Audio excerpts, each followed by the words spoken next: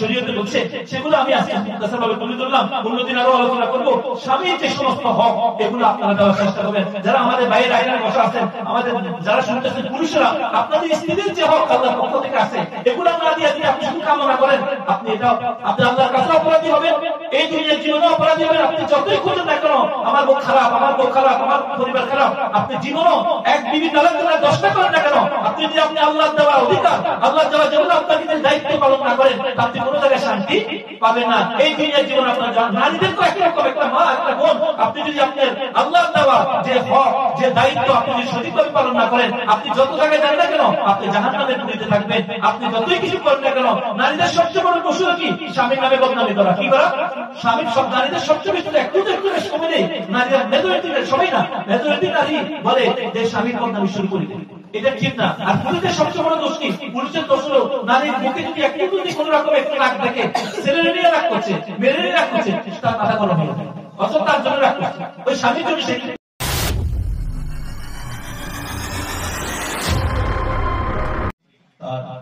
সৃষ্টি শ্রেষ্ঠ জীব হিসেবে আল্লাহ পাক আমাদেরকে সৃষ্টি করছেন। এই জন্য আমাদের আল্লাহ পাকের শুকরিয়া আদায় করা উচিত। যেটা আজকে আমি আলোচনা করবো সেটা হলো আমরা এই সমাজবদ্ধ জীবনে বাস করি। কিসের মধ্যে বাস করি? সমাজবদ্ধ জীবন। আদম আলাইহিস সালাম যখন আল্লাহ পাক সৃষ্টি করছে, এরপরে আদম আলাইহিস সালামের সাথে কিছুদিন পরে হাদিসের মধ্যে লম্বা করে আসে, আদম আলাইহিস সালামের একটা পর্যায়ে আসে উনি একাকিত্ব ফিল করতেছিলেন। কি ফিল করতেছিলেন? একাকিত্ব ফিল করতেছিলেন। আর আল্লাহ পাক তার জন্য মা হাওয়া আলাইহিস সালামকে সৃষ্টি করছেন। এটা সৃষ্টি আমি জাস্ট মুখতাসার বলতেছি। এবং ওনাকে সৃষ্টি করার পরে আল্লাহ রাব্বুল আলামিন একে অপরের মধ্যে এমন মায়া সৃষ্টি করে, এমন ভালোবাসা সৃষ্টি করছেন যে এটা হাদিসের মধ্যে আছে, বিভিন্ন রিওয়ায়াতের মধ্যে আছে। তো একে অপরের প্রতি এমন একটা আকর্ষণ ভালোবাসা সৃষ্টি করছে, দুরূদের বিনিময় জান্নাতে তাদের আল্লাহ পাক দিয়ে দিয়েছে, রিওয়ায়াতের মধ্যে আছে। তো আমরা এগুলো মাসলা আমি যে উদ্দেশ্য কথাগুলো বলতেছি, তো মহান রব্বুল আলামিন নারী এবং পুরুষদেরকে সৃষ্টি করার মাধ্যমে আল্লাহ পাক আদম আলাইহিস সালামকে একটাই রাখতে পারতেন।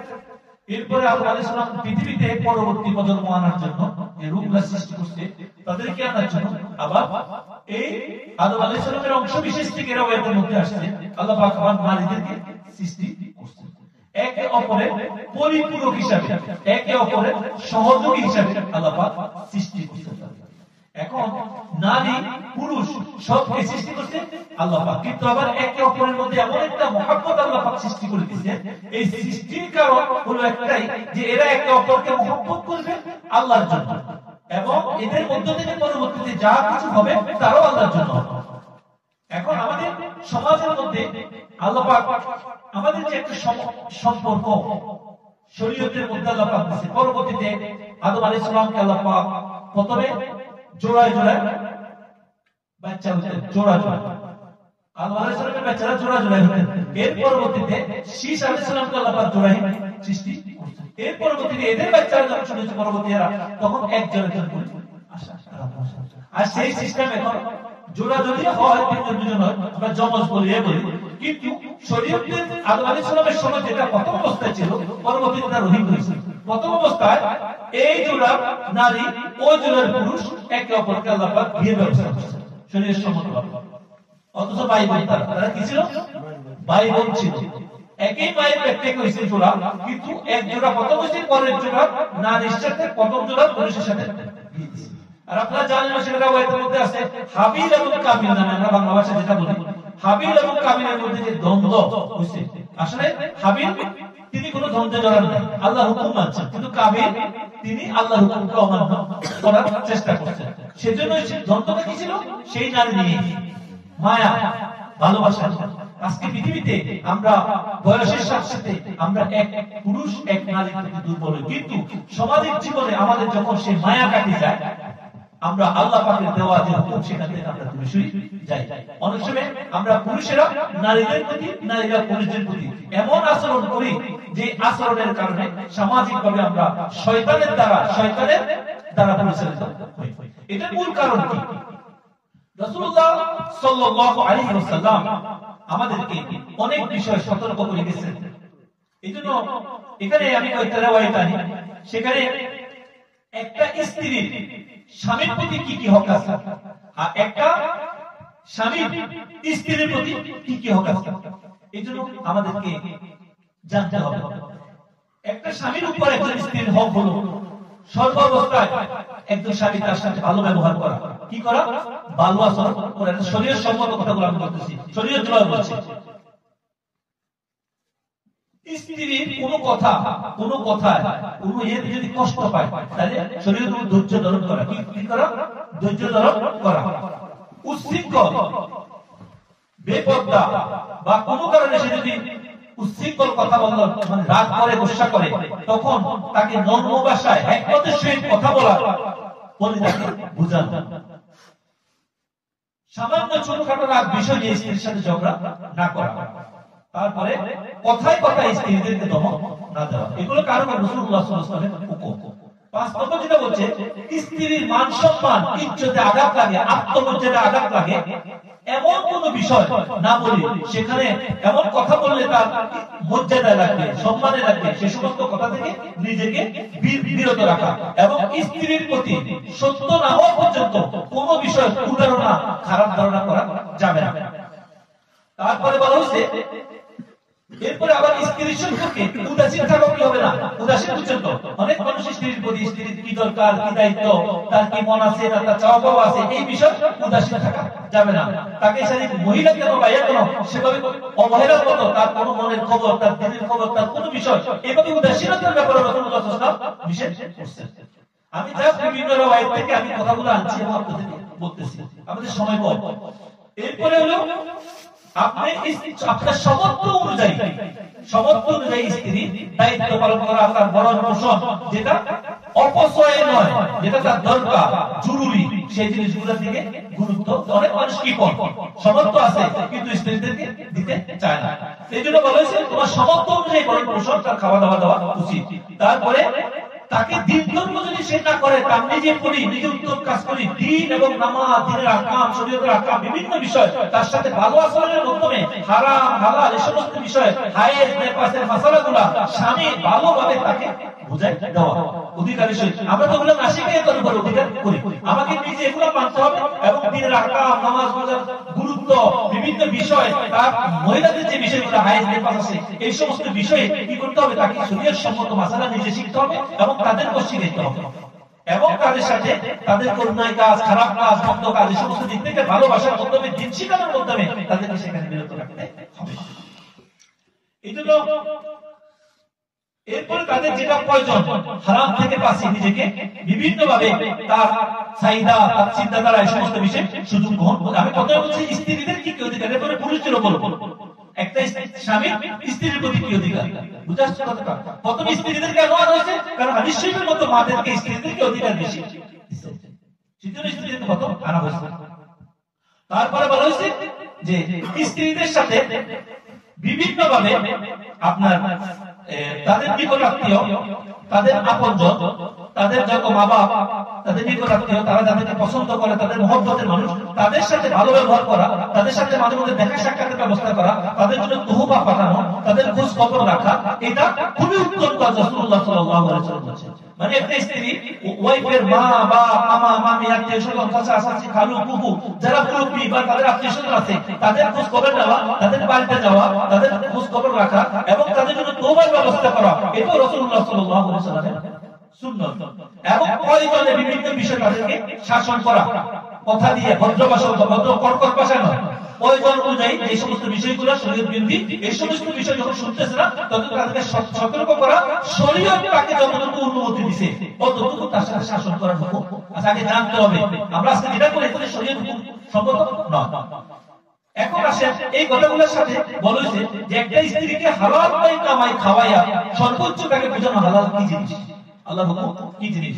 আর যাদের এখানে আরো কয়েকটা আছে, সেটা যাদের বিভিন্ন আত্মীয় স্বজন আছে, নিজের আত্মীয় স্বজনদের সমাজকে ভালোবাসা, বন্ধন সৃষ্টি করার স্বামীর অগ্রণী ভূমিকা থাকে। নিজের মা বাপ, নিজের ভাই বোন, আত্মীয় স্বজন লাগে, স্বামীর ভালো আচরণের মাধ্যমে তার আপনজনদের সাথে স্ত্রীও ভালো আচরণ করে। এই কয়েকটা বিষয় আমরা একটা স্ত্রী স্বামীর কাছ থেকে পায় শরীয়ত সম্মতভাবে। বুঝে আসছে কথা? এরপরে এখন আসে স্বামী মন জয় করার চেষ্টা করতে হবে। দ্বিতীয় নম্বর হলো স্বামীর সাথে অসংযত কর্কশ ভাষায় আচরণ, স্বামীর কষ্ট হয় এরকম আচরণ থেকে নিজেকে দূরে রাখতে হবে। তৃতীয় নম্বর হলো যে শরীয়ত সম্মত যে কোনো কাজ করতে গেলে স্বামীর অনুগত্য করা, স্বামীর কি অনুগত্য করা। গুনাহ হয় শরীয়ত বিরোধী কাজে এমন হয় সেই সমস্ত কাজে অপারগতা তুলে ধরা স্বামীর সামনে। যে স্বামী হারাম কামায়, হারাম পথে চলে, বা স্বামী নিজেরও স্ত্রীরও চলো, স্বামী যদি চলো ভালোভাবে কাপড় কম ওই নেগেটিভ প্লেসে চলো, বিভিন্ন জায়গায় স্ত্রী যেতে সেটা হারাম। তো বিভিন্ন আদবের সহিত শরীয়ত বিরোধী কাজে স্বামীর সাথে নিজেকে অপারগ করে তোলা এবং স্বামীকে নরম ভাষায় বুঝাইয়া এই সমস্ত কাজ থেকে বিরত রাখা। একটা স্ত্রীরও স্বামীর প্রতি অধিকার গুলা স্ত্রীর একটা স্বামীর হক যেগুলো বলা হয়েছে প্রয়োজনের অতিরিক্ত যেটা সরকার এই সমস্ত অধিক কোনো কিছু স্বামীর কাছে না চাওয়া। আজকে আমাদের সমাজে স্বামীর কাছে অনেক জিনিস অনেক নারীরা আছে যে এমন ভাবে চায় নিজের জন্য চায় আরো আত্মীয় গোষ্ঠী চায়। এই জন্য বলেছে প্রয়োজনের অতিরিক্ত বরণ প্রশ্নের দাবি না করা যায়, আল্লাহ নির্ধারিত করছে। তৃতীয় হল পরপুরুষের সাথে স্বামী ছাড়া যেগুলো মহরম নয় ওই সমস্ত মানুষের সাথে কোন রকমের সম্পর্ক না রাখা। স্বামীর অনুমতি ছাড়া কাউকে ঘরে ঢুকতে না দেওয়া, স্বামীর অনুমতি ছাড়া মহরম ব্যক্তি বিহীন সে সমস্ত জিনিসকে নিজের ঘরে ঢুকতে না দেওয়া একটা স্ত্রীর প্রতি স্বামীর হক এগুলা। এরপরে বলা হয়েছে স্বামীর সম্পদের হেফাজত করা, অনুমতি ছাড়া স্বামীর কোন সম্পদ টাকা পয়সা নিজের যে কোনো ব্যবহারের যে কোনো কিছু স্বামীর অনুমতি ছাড়া অন্যদেরকে না দেওয়া। স্বামীর সম্পদের হেফাজত করতে এখানে ওলামাইরা বলছে যে স্বামীর সম্পদ করতে সে স্বামীর প্রতি যে সমস্ত জিনিস রাখা হয়েছে হেফাজত করার জন্য ঘরের মধ্যে আমানত রাখা হয়েছে, নিজের বডি নিজের জীবন সবকিছু আল্লাহ পাক স্বামীর জন্য শরীয়ত সম্মত হবে এটাই বলতেছে। তারপরে তৃতীয় বলা হয়েছে যে স্বামীকে অসন্তুষ্ট করে, স্বামী আলেম দিন ভালো মানুষ আল্লাহওয়ালা মানুষ স্বামী বুঝে শরীয়ত, এরপরে স্বামীকে অসন্তুষ্ট করে এরকম কাজ যদি নফল ইবাদত হয়, নফল নামাজ হয়, স্বামীকে খুশি না রাখি নফল রোজা হয়, এগুলো রাখা যাবে না। স্বামীর প্রয়োজনে স্বামী বুঝে শরীয়ত সম্মত জিনিস স্বামী অসন্তুষ্ট হবে এখন নফল রোজা রাখার কারণে না নফল নামাজের মধ্যে পড়ে থাকার কারণে, তো এটা ছাড়ি দেওয়ার কথা করা হয়েছে। তারপরে বলা হয়েছে স্বামী যদি তাকে চায় কোনো কারণে তার স্ত্রীর হক স্বামীর হক যেটা সেটা যদি চায় সেটাকে কখনো শরীয়ত সম্মত ওজন ছাড়া, এগুলো শরীয়ত ওজন করছে মেয়েদের বিভিন্ন প্রিয় ব্যাপার আছে এগুলা ছাড়া যদি কোনোভাবে স্বামীকে আপত্তি করা যাবে না। তারপরে বলা হয়েছে স্বামীর আমানত হিসাবে তার ইজ্জত আব্রু হেফাজত করা, এটা কোনোভাবে খেয়ানত করা যাবে না। বুঝে আসছে কথা? স্বামীর আমানত আল্লাহর পক্ষ থেকে এই ইজ্জত আব্রুকে তাকে হেফাজত করতে হবে। আর বলা হয়েছে স্বামী দরিদ্র কিংবা অসুন্দর, দেখতে সুন্দর না, এটা কখনো তার মধ্যে আনা যাবে না, তাকে তাচ্ছিল্য করা যাবে না। স্বামী দেখতে অসুন্দর, স্বামী দরিদ্র, সে যদি স্বামী যদি হক আদায় করতে পারে শরীয়ত সম্মত, তখন স্বামীকে যদি এই সমস্ত কারণে এটাও শরীয়তে নিষেধ করা হয়েছে। তারপরে স্বামী কোন গুনাহের কাজ করতে দেখলে আদবের সাথে সে কোন গুনাহ করে আদবের সাথে সেখান থেকে তাকে বিরত রাখার চেষ্টা করতে হবে এবং তাকে ভালো মানুষের রূপান্তর করার চেষ্টা করতে হবে। স্বামী উলামায়ে কেরাম বলছেন এখানে শরীয়তে আছে স্বামীর নাম ধরে রাখার ব্যাপারে উলামায়ে কেরাম ইখতিলাফ করছেন, বলছে স্বামীর নাম ধরে না রাখাই ভালো।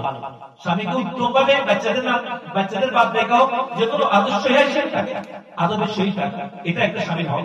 তারপরে হলো কারো কাছে স্বামীর বদনাম করা, সে স্বামী যত অপরাধ করো ভুল করো যে কোনো কিছু করো সে মানুষের কাছে হাঁটিয়ে স্বামীর বদনাম করা, দোষ ত্রুটি স্বামীর সাথে যে সমস্ত দোষগুলো ছিল স্বামী এখন ভালো কিন্তু আগে দোষ ছিল কোনো কারণ রাগ করছে, এই সমস্ত বিষয়ে স্বামীর বদনাম করা, স্বামীর দোষ ত্রুটি বর্ণনা করা, এগুলা থেকে নিজেকে কি করা বিরত রাখতে হবে, এটা শরীয়তের হুকুম। তারপরে স্বামীর সাথে যে সমস্ত মহব্বতের কথাবার্তা হয়, ভালোবাসার কথাবার্তা হয়, এই সমস্ত বিষয় স্বামী ছাড়া নিজের আপন বোন, নিজের বান্ধবী, নিজের কাছে এদের কাছে বলার হুকুম শরীয়তে দেওয়া হয় নাই। এগুলো শয়তান, এগুলো কি করে মানুষকে বিভ্রান্ত করে। তারপরে বলা হয়েছে শ্বশুর শাশুড়িকে সম্মানের পাত্র মানে এই জন্যই করা কারণ তাদের প্রতি ভক্তি শ্রদ্ধার কারণে স্বামী স্ত্রীর মধ্যে মহব্বত বাড়ে, আল্লাহ সন্তুষ্ট হয়, এদের সাথে জগদা বিবাহ কিংবা অন্য কোনো উপায়ে তাদের মনে কষ্ট না না দেওয়াই শরীয়তের হুকুম। তারপরে সন্তানদের দায়িত্ব লালন পালন করা। তাহলে আমরা কয়টা পড়লাম? অনেকগুলো আছে, আমরা জাস্ট মুক্তাসার ভাবে আলোচনার জন্য এগুলো আপনার সমাজে খুবই জরুরি বিষয়। এখানে আমরা প্রথমত আসছি স্ত্রীদের হক। এখন এক স্বামী এক স্ত্রীর কাছে কখন কামনা করতে পারে যে সে আমার সাথে ভালো আচরণ করবে? একটা স্ত্রী কখন স্বামীর কাছে ভালো আচরণ করতে পারে? তখন যখন স্ত্রী তার সঠিক দায়িত্ব পালন করছে, স্বামী তার সঠিক দায়িত্ব পালন করছে। বুঝে আসছে কথা? এখন আমরা শরীরের সকল কয়েকটা বিষয়ের উপর আলোচনা করি। আমরা এখানে আজকে দেয়া করবো, আপনারা অনেকেই শুনছেন কথাগুলো, যে একজন স্ত্রী প্রতি স্বামীর কোন সর্বাবস্থায় তার সাথে ভালো আচরণ করার চেষ্টা করা, তার ভুলগুলা, তার যে সমস্ত কাজগুলা, সেগুলা কি করতে হবে? সেগুলা তাকে ভদ্রভাবে ভালোভাবে তাকে জ্ঞানের মাধ্যমে, শরীয়তের জ্ঞান দিয়া তার সাথে ভালো আচরণের মাধ্যমে তার এগুলো পরিবর্তন করতে হবে। আমরা তো কর্কশ ভাষায় করার চেষ্টা করি, আমাদের রাগ যখন আসে, যা আসে আমাদের সমাজে কেয়ার কারণে আমরা সেটা করার চেষ্টা করি। এই জন্য বলেছে তার এমন কোন, তার সাথে এমন কোন কথা বলা যাবে না, এমন বিষয় ঝগড়া করা যাবে না, ধমক দেওয়া যাবে না, রাগ করা যাবে না, যেটা শয়তান আসে আপনাকে আসর করে। এই জন্য বলেছে, যেটা আমরা 4 নম্বরে করছিলাম, ছোটখাটো বিষয়, সামান্য বিষয়, কোন বিষয় একটু কথা শুনতে দেরি হয়েছে, কোন বিষয় তরকারিতে লবণ কম দিচ্ছে, কোন বিষয় আপনার সাথে একটু আপনার মত করে হয় নাই, বা তার মনটা অন্যদিকে আছে, এই সমস্ত ছোটখাটো বিষয় নিয়ে ঝগড়া বিবাদ না করা, কথায় কথা ধমক না দেওয়া, মা-বাপ তুলে ধমক না দেওয়া, রাগ না করা, ছোট লোকের বিভিন্ন কথা না বলে, এগুলো বলা হয়েছে এখানে, এগুলা থেকে নিজেকে বিরত রাখতে হবে ওই সিচুয়েশনে। তারপরে বলা হয়েছে তার মর্যাদা আঘাত করা। তুই তো দেখতে সুন্দর না, বিশ্রী, তোমাকে বিয়ে করে ভুল করছি, বা তোমার এরকম আমি আরো ভালো পাইতাম, হায় হায় আমার জীবন শেষ, এই সমস্ত স্বামীরা বলে, এই সমস্ত এখানে বলে না, সুস্থ বলতে কি তার আত্মমর্যাদা আঘাত আছে, এমন জিনিস থেকে নিজেকে বিরত রাখতে হবে, তার সকলে কুদারণা থেকে বিরত রাখতে হবে। আগে তো বিয়ের আগে হাঁটিয়ে দিবেন, সুন্দর দেখাইতাম, আমাদের সমাজে যেগুলো পছন্দ আছে না, অনেক বাজে কথা বলে ঝগড়া শুরু হলে, এই সমস্ত কুদারণা করে রাসূলুল্লাহ সাল্লাল্লাহু আলাইহি ওয়াসাল্লাম নিষেধ করছে। স্ত্রীর সম্পর্কে তার কোনো খোঁজ খবর রাখে না, নিজের মধ্যে চলতেছে, এর খাবার নিয়ে সে খুশি, রান্না করলে সে খুশি, কিন্তু স্ত্রী খাইছে কিনা, স্ত্রী কোনো কিছু লাগবে কিনা, তার কোনো মন আছে কিনা, তার কোনো চাওয়াটা আছে কিনা, এই বিষয়ে রাসূলুল্লাহ সাল্লাল্লাহু আলাইহি ওয়াসাল্লাম বলছে উদাসীন থাকা যাবে না। তাহলে কি হবে? সেও আপনার মধ্যে উদাসীন হবে, উল্টা হয়ে যাবে। তাহলে এগুলা, এই সমস্ত কথাগুলো কি বলছে রাসূলুল্লাহ সাল্লাল্লাহু আলাইহি ওয়াসাল্লাম হাদিস দ্বারা প্রমাণিত কথা, এবং এগুলোর দ্বারা আমরা মুক্তাসারভাবে আজকে আলোচনা করতেছি। প্রথমত হলো আমাদের স্বামীদেরকে, স্বামী মানে কি? স্বামী স্ব-আমি, মানে আমি দায়িত্বশীল, বাইরে ভিতরে যত জায়গায় যেতে পারি সেখানে আল্লাহ পাক আমাকে সে অধিকার দিয়েছে। একজন স্বামী যিনি সবকিছু বুঝেন এবং ভালো আচরণে আচরণ যদি জীবনে করতে পারেন, আপনি তার গরম পোষণের দায়িত্ব, তাকে আত্মমর্যাদা আঘাত এমন খারাপ আচরণ না করা, আপনার জীবনের কোনো ভুল তার সাথে না বলা, এবং এমন কি তাকে সামান্য বিষয়ে তাকে গালিগালাজ করা, ধমক দেওয়া, তারপরে তার সৌন্দর্য অসৌন্দর্য নিয়ে কথাবার্তা বলা আপনি বিয়ে করার পরে, এবং তার যে সমস্ত বিষয়গুলো শুনে সম্মত নয়, এগুলোর ব্যাপারে আপনি জ্ঞানও দিলেন না, তালিমও দিলেন। এখানে কি বলছে? 2 নম্বরটা যে বলতেছে শরীয়ত বিরোধী, 3 নম্বরটা উচ্ছৃঙ্খল, বেপরদা, চলাচল করে অভ্যস্ত, এবং তিনি বিয়ে করে ফেলেছেন, এবং তাকে বলা হয়েছে নম্র ভাষায় তাকে শরীয়তের জ্ঞান দেওয়া, ভালোবাসায় তাকে শরীয়ত তার মধ্যে ঢুকাইয়া তাকে শরীয়তমুখী করা, প্রত্যাশী করা। এই জন্য আপনার উপর আসছে। এইভাবে আরো কয়েকটা জিনিস আছে যেগুলো খুবই ব্যাপার, যে অনেক নারীরা মাসালা সম্পর্কে জানে না, হারাম হালাল সম্পর্কে জানে না। এই বিষয়গুলো আমাদেরকে খেয়াল করতে হবে। তাদের ব্যাপারে আমাদের কি বলতে করা যাবে না, তাদের জন্য যেটা শরীয়ত সম্পর্ক। আবার নিষেধ করা হয়েছে যে আপনি হারাম কামাইয়া লাক্সারিয়াস আনন্দ ফুর্তি করা, সেটাও বলা হয়। বলছে সমস্ত অনুযায়ী তাদেরকে খরচ করা এবং অপচয় না করা।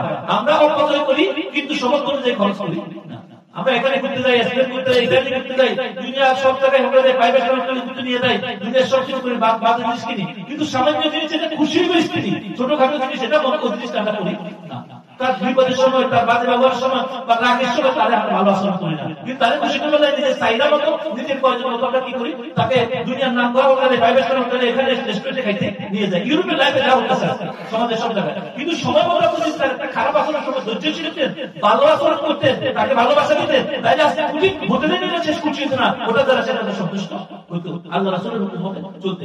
এই আচরণগুলো আমাদের পুরুষদেরকে করা উচিত নয়। এখন আসলে স্ত্রীদের বিষয়। স্ত্রীদের বিষয় হলো যে তারা আজকাল যে বিষয়গুলো আসছে সেখানে রাসূলুল্লাহ সাল্লাল্লাহু আলাইহি ওয়াসাল্লাম বলছে যে তোমরা সর্বদা স্বামীর মন জয় করার চেষ্টা করো। তোমার নসিবে যে স্বামী আসছে আল্লাহ পাক যেটাকে দিয়ে শরীরের সম্মত ভাবে সে কি চায়, কি ধরনের জিনিস সে, ওভাবে তাকে খুশি করার চেষ্টা করি, তাকে চেঞ্জ করার চেষ্টা করো। তারপরে তার সাথে যে কোনো সময় যে কোনো বিষয় নিয়ে স্বামীকে কষ্ট দেওয়া, অসংযত আচরণ করা, বাজে আচরণ করা, অভদ্র আচরণ করা, এটা থেকে নিজেকে বিরত রাখো। তারপরে শরীয়ত সম্মত যে সমস্ত কাজ আছে, শরীয়ত যেগুলো জায়েজ করে সেগুলো কি করো, স্বামীর অনুগত্য করো। যে সমস্ত কাজ শরীয়তেও পছন্দ করে, স্বামীটা চলো আমরা ঘুরে আসি, একটু বিচে যাই, একটু বিভিন্ন রকমের যাচ্ছেন আজকে মুসলমানের বাচ্চারা যাচ্ছে, বাচ্চা সময় তাদেরকে নিয়ে যাচ্ছে, ওখানে ঘুরতে যায়, ওখানে ঘুরতে যায়, বেপরোয়া অবস্থায় ঘুরতে যায়, এগুলো লাগবে সেও খুশি, আর এগুলো না করতে পারলে মনটা আরো খারাপ হয়ে যায়। তারপরে বলেন এই সমস্ত শরীয়ত বিরোধী যে সমস্ত কাজ, হারাম কামাই নিচ্ছে স্বামী, কামাই করে থেকে মিথ্যা কথা বলে কামাইতেছে, মাস শেষে হারাম কামাইতেছে, বিভিন্ন ওইতে কামাইতেছে। আমার বান্ধবী বলেন তো সোফা আছে, ভালো বাড়ি আছে, ভালো গাড়ি আছে, এখন আমার স্বামী এটা নাই কেন, প্রতিদিন স্বামী লোকালে শুরু করে। এটা শরীয়ত বিরোধী যে সমস্ত ইনকাম, এই সমস্ত ব্যাপারে কোনোদিনও তাকে ইয়া করা যাবে না, বরং ওগুলো থেকে তাকে বাঁচানোর জন্য একটা নারীকে চেষ্টা করতে হবে, এটা বলা হয়েছে।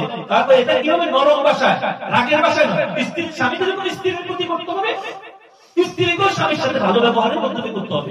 তার মন বুঝতে হবে সে কখন ঠান্ডা থাকে, তাকে কখন করলে যে এটা দ্বারা আমাদের কি হবে। একটা স্ত্রী এভাবে বুঝতে পারে, আমি একটা ওয়াইটের মধ্যে পড়ছি, বলতেছে একটা স্ত্রী যখন স্বামীকে বলে ঠান্ডা থাকে, যে দেখো আমরা স্বামী স্ত্রী আল্লাহ পাক আমাদেরকে বন্ধন করছে, এরপরে আমাদের ছেলে মেয়ে যে আল্লাহ পাক পবিত্র বন্ধনে দিচ্ছে, আল্লাহ পাক আমাদের পবিত্র হবে, তাহলে আমার তোমার প্রতিটা কামাই, তোমার প্রতিটা ইনকাম আল্লাহর হুকুমতে হওয়া উচিত। তোমার কামাইয়ের উপরে আমাদের রান্না পাই, খাওয়া খরচ, আমিও খাবো, তুমিও খাবো, বাচ্চারাও খাবে। আর আমাদের কামাই যদি হারাম হয়, আমাদের কামাই যদি কোনো ইনকাম হয়, তাহলে এই বাচ্চারা একসময় হারামের লোকে চলাবে, তখন আফসোস করা ছাড়া আমাদের কোনো কিছু থাকবে না। এই জন্য বুজুর্গ বলছে একটা স্ত্রী যখন স্বামী কোনো কিছু নিয়ে আসে, জিজ্ঞাসা করা উচিত যে যদি একটু প্রয়োজনের অতিরিক্ত হয়, যেমন আপনার সমর্থ আছে 100 পাউন্ড, আপনি 100 পাউন্ড আছে 500 পাউন্ডের জিনিস নিয়ে আসেন, তখন একটু স্ত্রীকে জিজ্ঞাসা করা উচিত যে আপনি এটা কোথায় পাইছেন, এই জিনিসটা কোথায় থেকে আনছেন। আপনি 100 পাউন্ড একটা মাছ নিয়ে আসতে পারেন 100 টাকা, আপনি 1000 টাকা নিয়ে আসছেন, এটা কোথায় থেকে আনছেন আপনি। তখন স্বামী যদি বলে যে এটা আমি অমুক জায়গাতে, যদি সঠিক হয় তাহলে এটা রান্না করা উচিত, নইলে বলে না এটা আমরা ব্যবহার করবো না। আপনার ঘরে সামান্য সোফা আছে, কাপড় আছে, আমরা হালাল টাকা কামাই, এটা দিয়ে আপনি চলেন। যদি অতিরিক্ত আপনি আনতে চান, তখন স্বামীকে জিজ্ঞাসা করেন।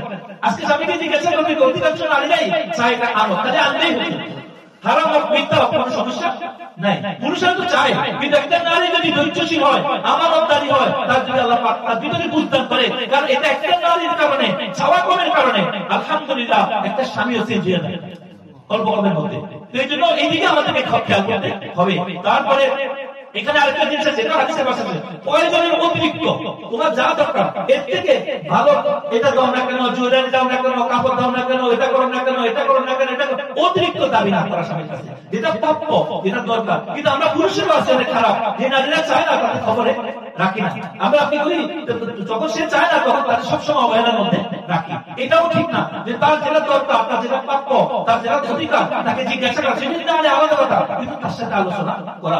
এবং যেটা অতিরিক্ত চায় সেক্ষেত্রে হারাম কামাইয়ের দিকে কোন ধরনের কথা, এই জন্য একটা স্ত্রীকে উচিত বাবুদেরকে জানা উচিত অতিরিক্ত না চাওয়া। তারপরে বলা উচিত কি, যে এখানে বলেছে যে অনেক নারীরা আছে যে আজকাল যে তারা অনুমতি ছাড়া বাজারে যায়, দোকানে যায়, মার্কেটে যায়, সবকিছু করে। যদি স্বামী অনুমতি দিয়ে কাজ করার, স্বামী সবকে চাইতে পারে, এটা শরীর সম্মত। যদি অনুমতি যদি না দেয়, তাহলে সেখানে আপনি যাওয়ার কারণে আপনি গুনাহগার হবেন, এটা রাসূলুল্লাহ সাল্লাল্লাহু আলাইহি ওয়াসাল্লামের হাদিস দ্বারা এটা প্রমাণিত করছে। তারপরে আপনি তার স্বামীর যে সমস্ত বিষয়গুলো, স্বামীর মা বাপ আছে, আত্মীয় স্বজন আছে, স্বামীর আত্মীয় স্বজন আছে, স্বামীর বিবি আছে, এবং একটা স্বামীরও উচিত স্ত্রী যারা আপনজন, মা বাপ, ভাই বোন, কাছের মানুষ, ওদের খোঁজ খবর নেওয়া, ওদের জন্য তওবা পাঠানো। একজন স্ত্রীরও উচিত স্বামীর বাপ আছে, মা আছে, বোন আছে, ভাই আছে, আত্মীয় আছে, স্বামীকে দিয়ে ওদের খোঁজ খবর রাখা, নিজের খোঁজ খবর রাখা, ওদের জন্য সামান্যতম তওবা দেওয়া, ওদের সুখে দুঃখে ওদের পাশে দাঁড়ানো। এটা একটা স্ত্রীরও উচিত আছে। আমাদের অনেক স্ত্রীরাও আছে ভালো, অনেক স্ত্রী আছে খারাপ, যে কিছু করলে তুমি তো সবসময় বাপ মালাই করতেছ, আমাদের কিছু তখনই ঝগড়া শুরু হয়। অথচ এই লোকটারে মায়ে পাচ্ছে, বাপে পাচ্ছে, তাই না, বাপে পাচ্ছে। এখন যদি সে অতিরিক্ত করে, তাকে বোঝানো উচিত, দেখো ওনাদের যেটা হক সেটা আদায় করো, বাকি তোমারও তো সন্তান, তুমি যদি কালকে মারা যাও আল্লাহ তো নিয়ে যাবে, চালাবে, কিন্তু তাদের তো চলে, তোমাদের মনে তো কিছু করা সুন্দরের মধ্যে, কিন্তু মা বাপের হকে কখন পৌঁছতে তারা যাবে। এখন মা বাপ তো চাবে সবকিছু। এই জন্য এখানে বলেছে শ্বশুর শাশুড়ি থাকলে, বিভিন্ন থাকলে, এদের বিষয়, এদেরকে সম্মানের পাত্র মনে করতে হবে, এদেরকে দোয়া নেওয়া করতে হবে, এদের ভক্তি করতে হবে, এদের ভালোবাসার মাধ্যমে স্বামীর ভালোবাসা পাওয়া যায়। যেমন নিষ্ঠুর ছেলে হোক না কেন, তার মা বাপ যদি সন্তুষ্ট থাকে কোনো প্রতি, তার ভালোবাসা অর্জন করতে পারি এরকম একটা নারী তার মা বাপ আছে, সেই মূল টাকা শ্বশুর শাশুড়ি যদি তাদেরকে ভালোবাসে, একটা নারী তার মা বাপকে ভালোবাসে, তার মনটা ভালো হয়ে যায়, তখন স্বামী কিন্তু তার ভালোবাসা আরো নিয়ে যায়। মানে একটা পুরুষ চাইলে শ্বশুর শাশুড়ি মানুষের খেদমত করি, তার ভালোবাসা বাড়াতে এভাবে আসছে। তাহলে আমাদের আজকে যে সমাজের সমস্যাগুলো হচ্ছে সেগুলো হচ্ছে সবচেয়ে বড় যেটা একটা নারীর বলা হচ্ছে স্বামী দরিদ্র, দেখতে অসুন্দর, তারপরে বিভিন্ন বিষয় সেগুলো নিয়ে তাকে তুচ্ছ করা, তাকে খেয়ানত করা। আজকে সমাজে আরেকটা যুগ হচ্ছে কি, এটা তো হাদিসের ভাষায় বলছে আপনি তো আমার থেকে অশিক্ষিত, মানে মেয়েটা বেশি শিক্ষিত, এখন স্ত্রীটা কম শিক্ষিত বা ছেলেটাকে একই কম, এখন সেটাও আস্তে করো না। আপনার যখন আল্লাহ পাক আপনার নসিবে রাখছে, বিয়ে করছেন বুঝিস কোন ভাবে, এখন আপনি তাকে এই সমস্ত বিষয় শরীয়ত গ্রহণ করে নাই, আপনি তার স্বামী হিসাবে তাকে গ্রহণ করছেন। তার যে সমস্ত বিষয় নিয়ে আপনি কথা বলতে পারবেন, সেটা আপনার হক আদায় করতেছে না, আপনার দায়িত্ব পালন করতেছে না, আপনার সাথে খারাপ আচরণ করতেছে, এই সমস্ত বিষয় একটা নারী এটা নিয়ে যে শরীরের সম্পর্কে প্রতিবাদ করার অধিকার ইসলাম তাকে দিছে। এবং প্রয়োজনে স্বামী স্ত্রী দুইজনে যদি এমন পর্যায়ে করছে শরীরের সম্পর্ক খেয়াল করে, স্বামী অনেক বদমেজাজি, অনেক খারাপ এবং বিচারও সে আসে না, সে তার আচরণ করে রাখে, তখন শরীয়ত তাকে ফাইনাল পর্যায়ে করছে যদি তার আমানত নষ্ট করে। একজন স্বামী যেরকম একটা স্ত্রী যদি অন্য পুরুষের লোকের খারাপ কাজ করে, তার আমানত রক্ষা করে, বিভিন্নভাবে এ করে, তাহলে শরীর কি বলছে, বলছে এই স্ত্রী তোমরা খারাপ না। এরকম স্বামীর বেলায় আত্মীয় স্বজনের মাধ্যমে যদি পুরুষ যদি খারাপ হয়, বদমাইশ হয়, বাজে হয়, অন্য নারী নিয়ে ফুর্তি করে আনন্দ করে, তখন যেরকম পুরুষ তাকে দিতে পারে, নারীদেরকে বলে আত্মীয় স্বজনকে ডাকি সমাধান মাধ্যমে। শরীর স্ত্রী জানে আমাদের শরীরে বলছে তোমার গার্ডিয়ানদেরকে ডাকি সমাধান করো, এর থেকে তুমিও তালাক নিতে পারো। এইভাবে আজকে কথা বলে তালাক দিয়ে দিচ্ছে, আস্তাগফিরুল্লাহ। না কোনো রিজন, না কোনো কারণ, কেন বাইরে জগৎ থেকে স্ত্রী দিয়ে দিচ্ছে, একটু কথা কথা বেশ না, আপনি থাকার যোগ্য নয়, তুই যা এখান থেকে। আমাদের এখানে আর পুরুষরা কিরকম, তার সাতটা দেখা গেছে, এখন একটু কত না হলে ভাই তোর লোকের সংসার করবো না, আস্তাগফিরুল্লাহ। না, সংসার একটা সংসার মধুর সম্পর্ক, কিসের সম্পর্ক, মধুর সম্পর্ক। আমার আপনার একটা স্বামী স্ত্রীর সম্পর্ক নষ্টের মাধ্যমে শয়তান সবচেয়ে বেশি খুশি হয়। কেন? এটার কারণে যে নারী এই পুরুষ খারাপ কাজে লোকে যাবে কত আর বাচ্চা যেগুলো হয় না, এগুলো গার্ডিয়ান ঠিক হবে না, এদেরকে নষ্ট করা যায়। আজকে মেজরিটি তালাক বা ডিভোর্স বাচ্চাদেরকে সন্তান পরিবার সন্তানদের বেশি নষ্ট হচ্ছে। আর ওদের সাথে আমাদের সন্তান স্কুল যেতেছে, মাদ্রাসা যেতেছে, আমাদের সন্তান যেতেছে, এরা সবচেয়ে বেশি নষ্ট হতেছে। কারণ ওদের তো গার্ডিয়ান নাই, আমার সন্তান ওদের লোকে মিশতেছে, তো ওদের কাছে ওগুলোই শুনতেছে। এই জন্য আমাদের মা বোনেরা যারা আছেন, আপনাদের জন্য যেটা শরীয়তে বলছে সেগুলো আমি আজকে মুখতাসারভাবে তুলে ধরলাম, অন্যদিন আরো আলোচনা করবো। স্বামীর যে সমস্ত হক এগুলো আপনারা দেওয়ার চেষ্টা করবেন। যারা আমাদের বাইরে আইনে বসা আছেন, আমাদের যারা শুনতেছেন পুরুষরা, আপনাদের স্ত্রীদের যে হক আল্লাহর পক্ষ থেকে আছে, এগুলো আমরা দিয়ে যদি আপনি শুধু কামনা করেন, আপনি এটা আপনি আল্লাহর কাছে অপরাধী হবেন, এই দুনিয়ার জীবনে অপরাধী হবেন। আপনি যতই খুঁজেন না কেন, আমার বউ খারাপ, আমার বউ খারাপ, আমার পরিবার খারাপ, আপনি জীবনও এক বিবি তালাক দিলে 10টা করেন না কেন, আপনি যদি আপনি আল্লাহ দেওয়া অধিকার, আল্লাহ দেওয়া যেগুলো আপনার নিজের দায়িত্ব পালন না করেন, আপনি কোনো জায়গায় শান্তি পাবেন না। এই দুনিয়ার জীবন আপনার নারীদের তো একরকম, একটা মা একটা বোন, আপনি যদি আপনার আল্লাহ দেওয়া যে হক যে দায়িত্ব আপনি যদি সঠিকভাবে পালন না করেন, আপনি যত জায়গায় যান না কেন আপনি জাহান্নামের গুলিতে থাকবেন। আপনি যতই কিছু করেন না কেন, নারীদের সবচেয়ে বড় কৌশল কি, স্বামীর নামে বদনামি করা। কি করা? স্বামীর সব নারীদের সবচেয়ে বেশি একটু সময় নেই, নারীরা মেজরিটি, সবাই না, মেজরিটি নারী বলে যে স্বামীর বদনামি শুরু করে দেয়, এটা ঠিক না। আর পুরুষের সবচেয়ে বড় দোষ কি, পুরুষের দোষ হলো নারীর মুখে যদি একটু যদি কোন রকম একটু রাগ দেখে, ছেলের নিয়ে রাগ করছে, মেয়ের নিয়ে রাগ করছে, তার মাথা গরম হয়ে যায়, অথচ তার জন্য রাগ করছে, ওই স্বামীর জন্য সে কিন্তু রাগ করছে, স্বামীর সংসারের জন্য, স্বামীর বাচ্চা কাচ্চার জন্য, স্বামীর ভালোর জন্য সে কিন্তু কোনো বিষয়ে স্বামীর লোক একটু কথা বলছে, তখন সে আরো রাগ করবে, এটা ঠিক না। যদি আপনার জন্য হয়ে থাকে, আপনার পরিবারের জন্য হয়ে থাকে, আপনার দায়িত্বের জন্য হয়ে থাকে, তাহলে আপনাকে ধৈর্যের সহিত ভালো ব্যবহার করতে হবে। আর স্ত্রীদেরকে স্বামীর কোনো কিছু দিতে হলে বদনামি না করি, আল্লাহ দিকে চাই আর সন্তুষ্ট চিত্তে এগুলাকে তার সামনে এগুলা সুন্দর অবস্থা পরিবেশন করতে হবে। তাহলে আল্লাহ পাক আমাদেরকে কি করবে, বরকত দিবে। আল্লাহ রাব্বুল আলামিন আমাদের মা বোনদেরকে, আপনাদের যারা আমরা সবাইকে যারা শুনতেছি, সবাইকে আল্লাহ পাক যে আমি যে কথাগুলো আলোচনা করছি সেগুলা আমার কথা নয়, এগুলো হাদিস থেকে আসা, আপনাদের দিন এটাকে পজিশন করে দিতে আমি মুখতাসারভাবে বলার চেষ্টা করছি। আল্লাহ রাব্বুল আলামিন আমাদের প্রত্যেক নারী পুরুষ একে অপরের প্রতি যে হক, অনেক কথা আছে বলতে গেলে অনেক লম্বা, আমি জাস্ট মুখতাসারভাবে বলছি। নারী পুরুষ, পুরুষের কি হক, নারীর কি হক, আপনি শুধু একজনের হক দিতে হবে, নারী যেরকম হক আছে এগুলো আমাদেরকে বুঝতে হবে। নারী আল্লাহ পাক নারী পুরুষ, আমি প্রথমে বলছি আদম আলাইহিস সালাম হাওয়া আলাইহিস সালামকে বানাইছে, নারী পুরুষ একে অপরের কি পরিপূরক, সহযোগী, কেউ কারো গোলাম নয়, কেউ কারো কি গোলাম নয়, একে অপরের কি সহযোগী, একে অপরের সাহায্যকারী, একে অপরের পার্টনার, একে অপরকে সর্ববস্থায় মহব্বত করা, ভালোবাসা। এটার মধ্যে পৃথিবীর সুন্দর হবে, সন্তানাদের সুন্দর হবে, সবাই সুন্দর হবে। আল্লাহ রাব্বুল আলামিন আমাদেরকে তৌফিক দান করুন।